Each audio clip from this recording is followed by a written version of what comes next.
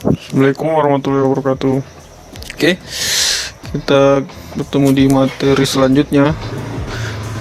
Yang ingin saya bahas di materi ini adalah sistem kontrol atau yang biasa kita sebut dengan KBC.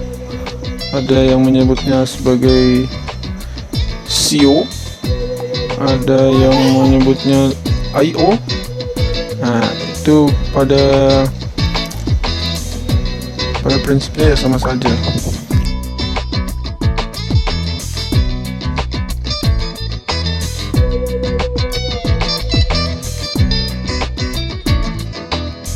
Nah, bentuknya seperti ini, memiliki sekitar berapa ini ya, 124 kaki. Nih modelnya seperti ini, memiliki sekitar 124 kaki. Kemudian fungsi dari sistem kontrol ini adalah mengatur signal setiap blok, setiap IC yang ada di dalam mainboard ini sehingga bisa berjalan dengan normal. Ya, seperti yang kita ketahui dari awal, ketika IC charging bekerja, maka dia akan memberitahu kepada sistem kontrol. Nah, inilah sistem kontrol itu. Yang mengatur semua yang ada di mainboard. Ketika IC memberi laporan ke sistem kontrol ini atau CO ini, maka CO ini akan mengembalikan dalam bentuk perintah. Nah, jadi ceritanya IC memberitahukan bahwa mereka siap bekerja, kemudian Nuvoton ini memberi perintah untuk menjalankan program selanjutnya atau progres selanjutnya. Maka ketika CO ini mengalami masalah, entah itu masalah fisik. Kalau masalah fisik biasanya tampak ada pecah atau hingga gosong juga biasa ada, atau memang CO ini sudah rusak. Kemudian untuk masalah internal itu biasanya terjadi korup atau error yang disebabkan masalah pada file IC BIOS ini. Nah, kedua benda ini akan selalu berdampingan. Secara mudahnya kita pengertiannya bahwa Nuvoton ini adalah robot yang dikendalikan oleh IC BIOS ini. File yang ada di dalam ini memberi perintah ke Nuvoton ini untuk bekerja. Maka ketika file yang ada di sini terjadi korup atau error, maka otomatis Nuvoton ini tidak bisa bekerja. Dampaknya apa ya? Dampaknya banyak. Dampaknya hampir semua berdampak pada kerusakan yang ada di mainboard, kecuali kerusakan short. Nah, itu kerusakan short itu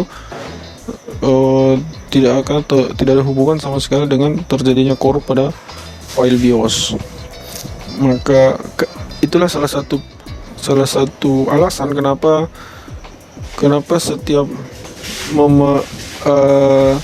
masalah selalu didahului oleh flash BIOS, karena dikhawatirkan terjadi korup pada file BIOS tersebut. Maka sia-sialah pekerjaan yang kita lakukan jika ternyata masalah di file BIOS.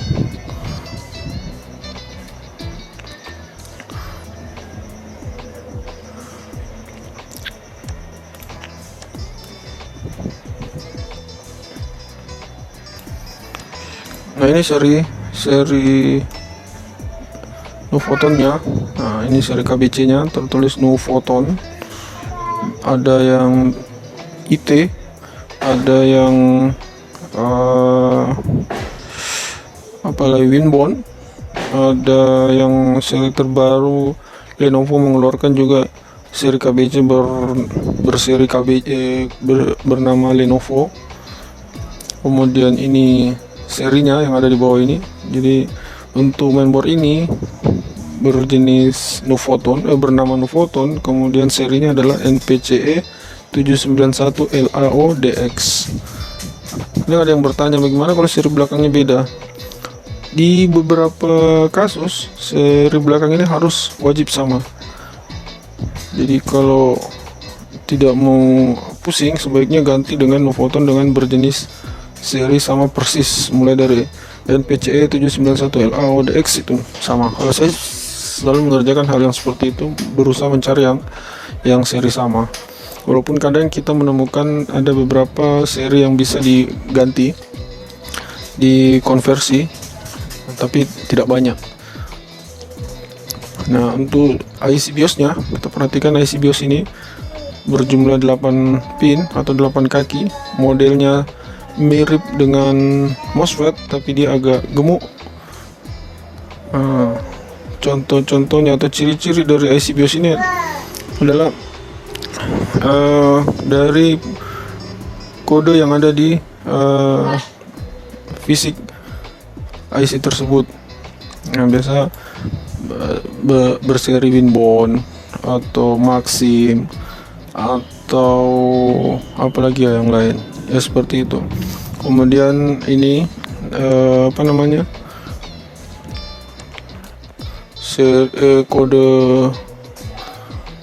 kode IC BIOS-nya 25Ki 16 BVS. Nah, ini tidak untuk IC BIOS ini tidak mesti sama, bisa berbeda. Yang diutamakan besarannya sama. Nah, kalau misalnya IC BIOS ini memiliki kapasitas 2 MB, ya usahakan dicari dengan kapasitas yang sama 2 MB, walaupun beda merek atau bukan Winbond, misalnya yang ketemunya Maxim atau seri lain, tapi sama-sama memiliki kapasitas 2 MB, maka itu boleh diganti. Bagaimana cara menentukan kapasitas sebuah IC BIOS? Besaran penampungan datanya sebenarnya dari ini bisa kita lihat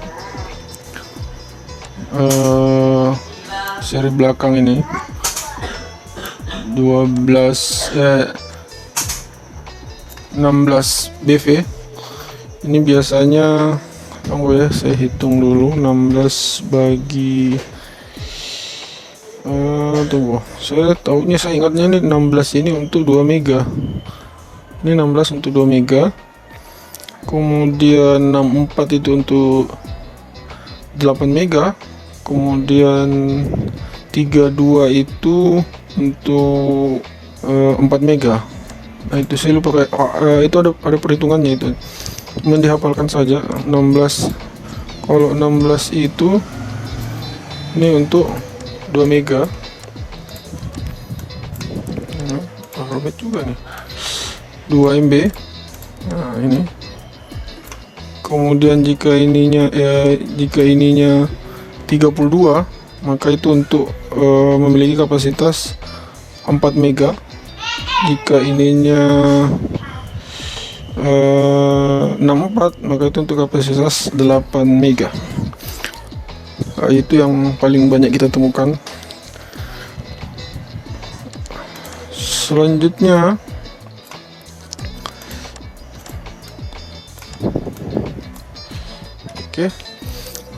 nah itu, jadi kedua komponen ini akan selalu saling berhubungan. Nah, di mainboard itu ada yang memiliki 2 IC BIOS, ada yang cuma 1. Yang memiliki 2 biasanya terbagi antara mainnya untuk IC main BIOS dan untuk IC EC. Maksudnya bagaimana? Maksudnya begini, di dalam IC BIOS yang misalnya kita temukan hanya 1 IC BIOS-nya, maka di dalam IC itu sudah menampung dua file EC dan file main. Nah, jika menemukan dua IC, maka main dan EC-nya itu terpisah. Artinya EC itu hanya khusus untuk mengontrol KBC, kemudian mainnya itu mengontrol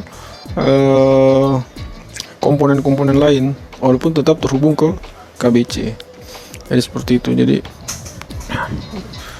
misalnya ada kasus no switch, tidak bisa switch, kemudian memiliki dua IC BIOS, maka yang wajib di flash itu adalah EC-nya, bukan mainnya. Karena main itu posisi laptop sudah hidup baru dia bekerja. Dan jika dalam pengukuran komponen, EC itu selalu sudah memiliki tegangan di tiga kakinya, yaitu kaki 3 di pin 3 ini, kemudian di pin 78 itu sudah harus memiliki tegangan 3 volt. Jika dia satu komponen, dia satu IC, maka tegangannya itu sudah harus ada di kaki 3 dan kaki 7, kaki 8. Jika dia terbagi dua atau dua IC BIOS, maka yang ada itu hanya ada di EC, sementara di mainnya biasanya belum memiliki tegangan. Nah, seperti itu. Nah, di sini ada penjelasan, nantinya akan saya kirim juga. Semua sistem akan beralih, semuanya menuju sistem kontrol. Jadi sirkuit di dalam mainboard laptop itu selalu dikendalikan oleh sistem kontrolnya. Nah, CEO KBC inilah yang mengatur lalu lintas signal yang ada pada sirkuit mainboard laptop. Nah, di dalam skema yang perlu diperhatikan pertama kali untuk KBC ini adalah sumber inputnya. Kenapa? Karena pastikan dulu sumber inputnya ini sudah ada apa belum. Karena jika sumber inputnya tidak ada, maka otomatis KBC ini tidak bekerja. Nah, ini perhatikan sumber inputnya ada di kaki 1, 2, 3, 4, 5, 6 kaki. Berada di 6 kaki nih. 19, 46, 76, 88, 11, 115. Nah, sumbernya dari mana? Sumbernya dari ini. Plus 3 VVCU. Plus 3 VVCU dari mana? Nah, kita akan bahas di materi berikutnya untuk IC DC-DC penghasil tegangan 5 VVCU dan 3 VVCU. Dari situlah jika 3 VVCU dan 5 VVCU sudah keluar, maka masuklah 3 VVCU itu memberikan input ke KBC ini. Nah, tegangan input ini sebelum masuk ke KBC dia melewati dulu yang namanya R504 dengan nilai hanya 2,2 ohm. Jadi hambatannya teramat sangat kecil nih. Tapi perhatikan ini ada yang ke atas juga ya, melewati L26 kemudian masuk ke 10 berapa nih? Masuk ke 102. Jadi ini semua ini adalah input, harus diukur satu-satu.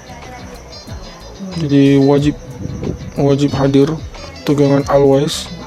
Yang namanya tegangan always berarti harus hadir pertama kali. Nah, ini yang sering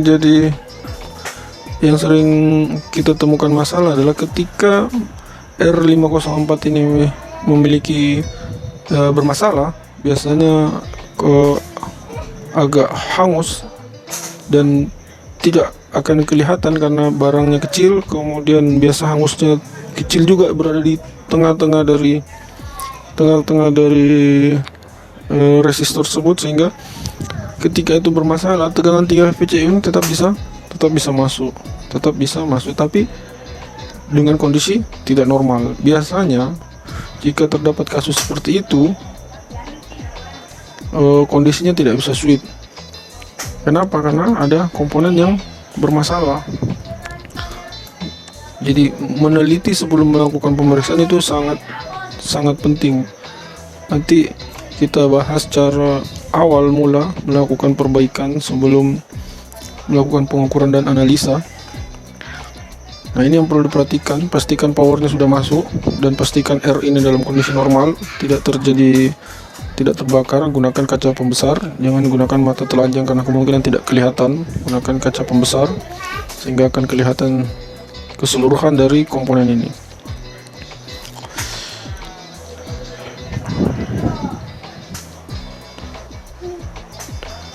Oke,